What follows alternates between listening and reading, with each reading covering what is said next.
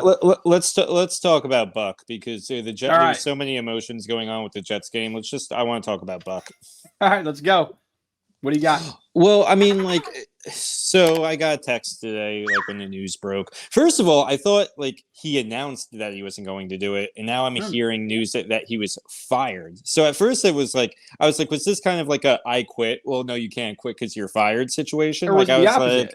like, yeah, it seemed like a very Mets kind of response. So, like just like, okay, like is he quitting or fired? Like what is he?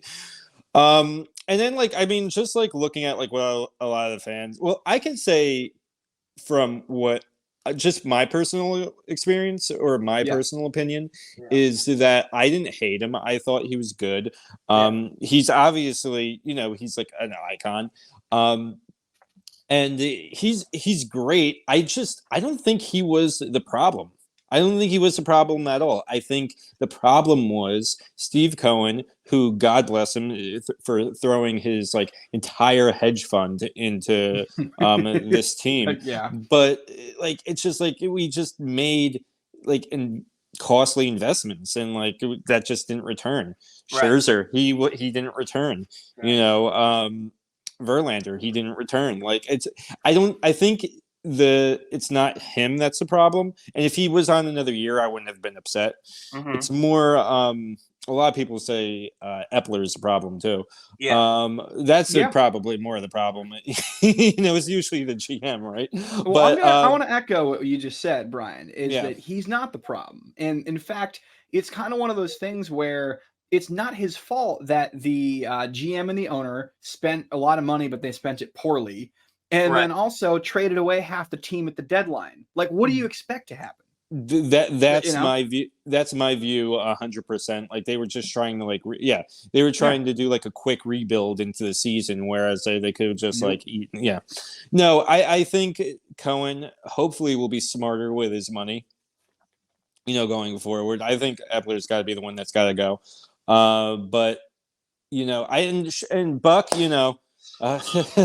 God bless him. Maybe we'll have, as my friend Hal said, maybe we can get someone who wasn't alive during the Negro release.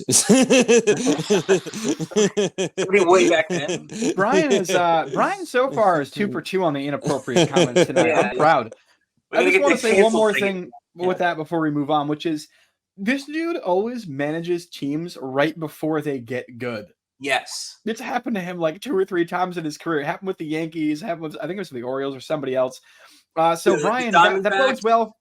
Oh, yeah, that's right. The Diamondbacks. The Orioles are in the playoffs now. Orioles. So yeah, Brian, that bodes well for you. That means that in like 2 or 3 years after Buck is gone, the Mets will be good. Yep. So there you go. Yeah. That's the hope of the future to look forward to. Listen, Phil, we'll see.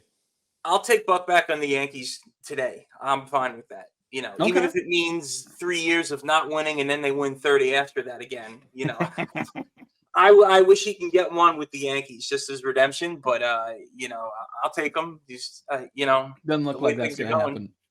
All right. Yeah. For 30 more years. So I mean, go ahead. Oh no! Finish the thought because I gotta. Oh no! So R.I.P. Buck. Like I don't have any ill will towards him. Mets fans were always like, we gotta fire him right away. It's like, I mean, sports fans are just the dumbest group of people possible because when a team is doing poorly, they'll just blame whoever is in front of their eyes at that exact second rather than looking at the whole entire. Exactly. They don't look at the big picture of what's actually going wrong. Yeah. I mean, good pick. I think Zach Wilson is definitely what's going wrong with the Jets, but I could even be wrong about that.